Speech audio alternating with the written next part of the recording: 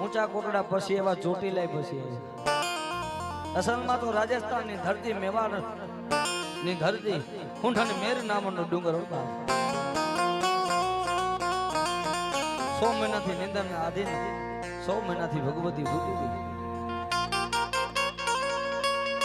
મહિષાસુર નામનો દંત જ્યારે નજારો કરવા માંડ્યો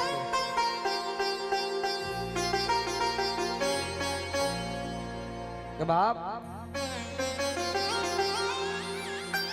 કોઈ દેવનો તાગ નો આવે બાપો